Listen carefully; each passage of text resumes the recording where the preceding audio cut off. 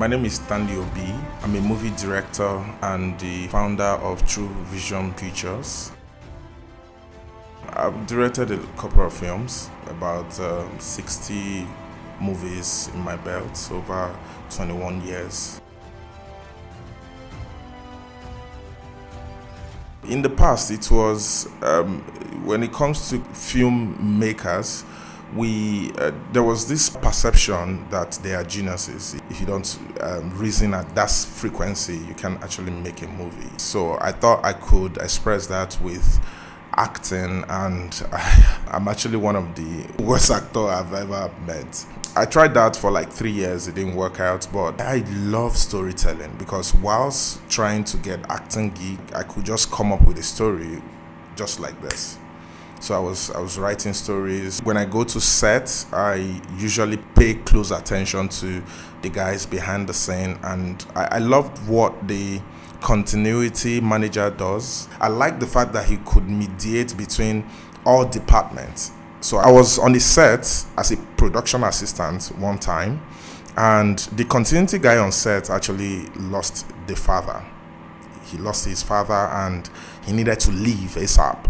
And then the director turned and said, okay, who can handle the continuity shit? Because I've been observing that guy, so that became an opportunity. And I did it, and then the director started calling me for other projects, and that was how I became a filmmaker through observation. Back then, 2005, thereabouts. 5 years down the line, I ventured into production manager. So I did that for another couple of years, and then producing, and it's dawned on me that the passion is more on storytelling. So there is a particular way I see a narrative. That was how I debuted my first film, and that actually got AMVCA nomination and won Meg Ottawa Best Actress for 2015. From that time, I'll be grounding, and then until the recent one, practically sweep through the industry and broke virtually all the records. So yeah, that's my journey. I think when I started directing, initially passion was there, but I didn't see the business part of it or trying to make a career out of it. So when I directed my first film and it got AMVCA nomination, that really gave me a lot of strength and encouragement that I needed to dive into majorly storytelling. Yeah, there were trying periods, there were moments where you revisit and then just you want to ask yourself some difficult questions, but I was able to skate through because in my head I've already recorded it that there's no other job I can do or that is available for me except filmmaking. So I had to put in my best, I had to study, I had to put a lot into it. That's practically it for me. Yeah, it's a passion, it's a vision for me, and it's a purpose for me.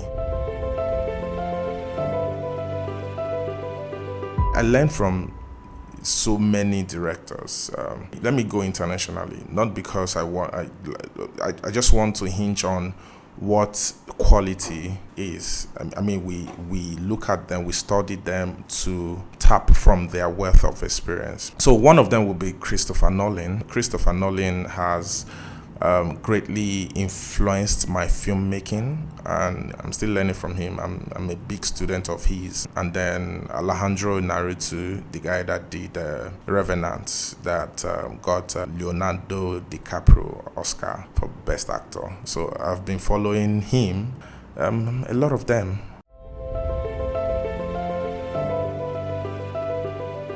When people know you're coming from being a continuity manager or script supervisor, acceptability becomes difficult. It was just, okay, yeah, he said he wants to direct it. So I did that, and then I got nominated, be the director that hands over Best Actress position. Just furthermore reaffirmed my position in the industry. That was how gigs like working with Rock, of course, a lot of my industry colleagues were open and ready to collaborate. My process is when I take the character on a journey, when I understand their journey, the story will definitely follow. And already my strength is actually storytelling. I can tell you any story. I make sure that I understand the theme. So I don't concentrate more on the story. I just basically concentrate more on the character. Because I personally believe that the success of any movie lies basically on the character. When they are flat, the movie becomes a bad movie. That's one thing that you will understand, that you will take home as an actor working with Stanley Obi as a director. To some extent, I have been favored. I don't want to use the word lucky, because many investors trust me to direct and produce. So I always get a job that I'm producing and directing. So, but if I'm working with you for the first time, we'll have that conversation where we understand where we want to take the story to. I'd rather not do the job if I know that your creative vision is going to clash heavily. So maybe just give excuse than going into such projects, and then we have so many conflicts I've been through that. I don't do that anymore. It's been good from then on.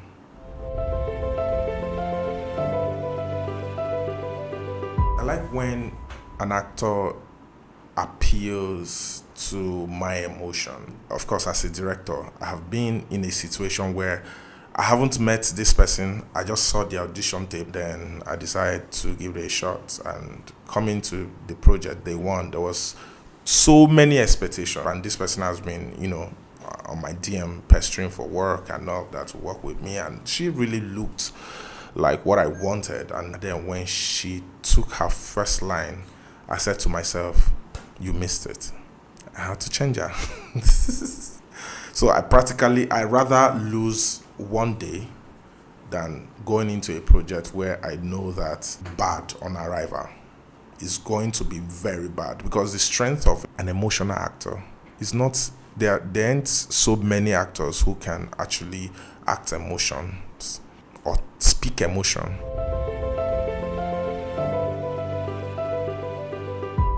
Creative, intuitive, hardworking. Time. Time. Because somehow I'm a perfectionist. So there are some scenes that if you get it, your work is done. So when I get to scenes like that, I tend to spend time, quality time, with the actor, looking for the formation, trying to get the right staging, trying to move the scene around to make sure that it's locked in. So sometimes it's actually time, and then also finding the formation. You don't know what to expect. We don't have control of our environment because they are not film sets. They are not proper film sets. We use Airbnb and apartments for our shooting, except a few big projects where we have to travel and then shoot in some film village. At least that's controlled by like 70%. But most especially is actually the fear of not being able to meet your schedule because of the weather, your environment, the element around, and then people. So I think as a guild, we need to do a lot in training a lot of our crew members. So sometimes you go into a project, you listen to someone, and then you have a lot of expectation, and then you go into that project, and then what they said they know how to do becomes a problem, and then you have to find your way around it or do it yourself most times. But that mental capacity to resolve solution, have plan A, plan B to D, so you know what to do when any situation arises. As a young director, I was opportune to work on this particular project that few actors didn't actually give me a safe landing, and being able to finish that project and then see it premiere at Nigeria Bar Association annual convention. That was a huge one for me. There are some actors you help out and they will allow you to help them out. There are some actors, even though you are trying to help them out, they don't have that cognitive ability to assimilate and then give what you are telling them. So once you come on my set and I'm working with you for the first time, so I'm able to identify what the problem is. Is it you're not in the character, or you are in the character but we're not seeing any emotions? I take you through maybe a sub story, take you through a lot. By the time we are done, they have the cognitive ability to process and then give you back what you want on 100%. Our movies are technically better now. Then it used to be the story was good, but the technical was bad. Now we have good technical, we have weak storytelling. In the next couple of years, will be way better. But whilst we're at it, it's actually the story. Our storytelling, I think our scripts are and they're at war. I think we need to break away from the status quo and do something much more challenging. I feel like we take directing for granted in this part of the world. You work with a producer today, and then tomorrow they feel like, okay, what is it that you do? I'm going to direct, and then bringing out shitty content. And if I have the power to control, make a policy that train people.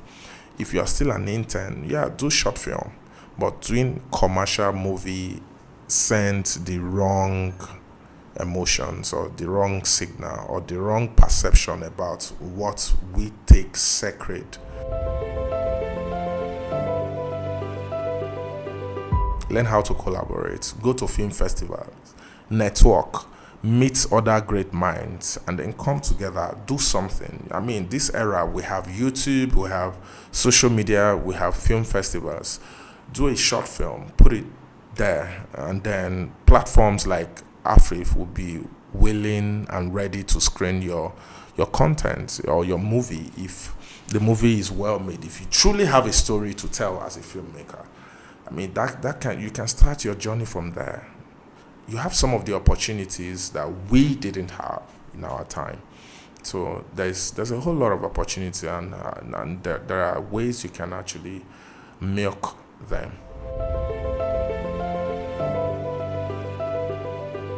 You need a covering, and DGN provides that. You need to be accounted for, especially whilst you're out there working on a set, and even when you want to travel. The current president is actually doing a whole lot to make sure that policies are made that protect and give support to young film directors, and I'm highly impressed. So some of the things I would want to suggest from my personal point of view is I think we need more convention. We need to bring people, filmmakers together. We need to hold conventions that inform, teaches, and transform people. Once we begin to do things like that, it's going to go far in building this great industry that was handed over to us by our predecessors. Storytelling. What's your job really as a director? What's your job? Your job is to tell a story. And once you are grounded in storytelling, then you start asking yourself how. So you start getting yourself acquainted with the tools. You are just a visual storyteller. So how do you tell story visually? You need to know how the camera works. That's a skill part of it. You need to know how visually you can convey the story you are telling. That aspect can be taken care of by your DP if you have a very good DP. That aspect can be taken care of. But you are first saddled with the responsibility of telling a story. I've made a lot of mistakes. Well, it's just that I don't keep them. I learn from them and then I forget. So I, like right now, I won't be able to tell you. I've made tons of mistakes, even till last week.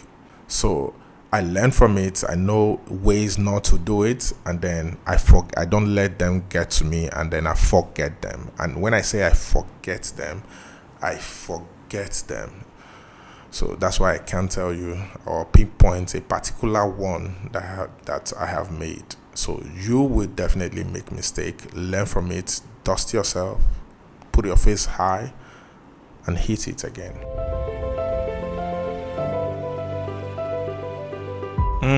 Love in every word.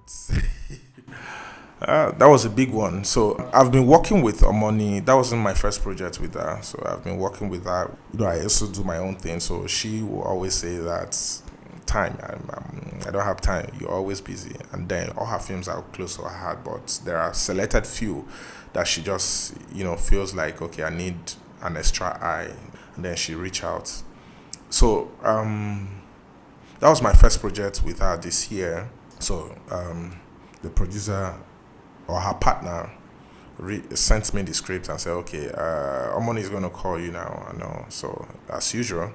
So she called in and said, this one, you need to read it now. Like this, I need you to read it so we can talk about it and all of that. So I read it on a go, I think 2 hours, under 2 hours or less. So I read it and then called in. We had a meeting. She wasn't in Nigeria, so we had a lengthy conversation about it, and then I so much connected to the project, maybe because of the culture, right? It's an Igbo team, and then I basically related with the character. That brings me to one of my core character. So Odogwu as a character, I started liking the way they speak, they act. It was just fulfilling for me. So he's exposed, right? So, but he's not the flavor of the month. Just like Choma is attracted to people who speak fluently, who has good command of English. So when I saw that, so I just basically studied their quakes and all of that. And then we went into production. There was a lot of, normal things that happened. Somebody almost committed suicide day one whilst we were shooting, then that had to stop production. By the time we were coming back to resume set after, giving that, after our break, it was my birthday. Made plans for just little get together, bring friends together at my apartment, and then just have a little get together. And then the call came in that we are picking up the project. The same time I was supposed to have my birthday celebration. And then Omoni called me and said, if you are not available, I will understand. To show you how obsessed I can be. And I said to myself, I won't allow another person to come and tell my story. No, continue. No, I want to see this thing to the end. I was just so drawn to this project that I personally took it upon myself. I was going to promote this. It's a hit today. It's everywhere. It shattered all the records, raking in 3 million views in less than 24 hours. The second one even surpassing the records of the previous one. The second one doing 10 million views in 3 days. That's one good thing to be reckoned with. I'm just excited that I was able to have my print on a project like this that is redefining career and reshaping the industry, especially the YouTube content creators. I'm really glad and so thankful to everyone that was involved in this project, that put in blood, sweat. Blood and sweat really did go. So I'm really, really glad and honored to feel that kind of opportunity to get the industry's attention and also to get the audience attention to tell something much more better in the future. So I'm happy.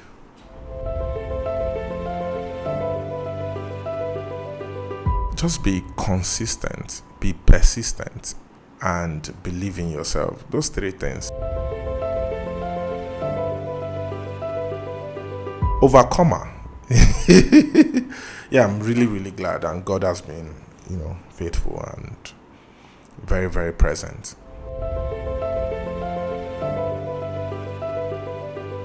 Hello, my name is Stanley Obi. Shout out to DGN TV and shout out to the Presido, the ESCOs. I mean, you guys are doing very well, amazingly well. Keep the fire burning. Keep it locked in. Keep the fire burning and keep it locked in. Peace out.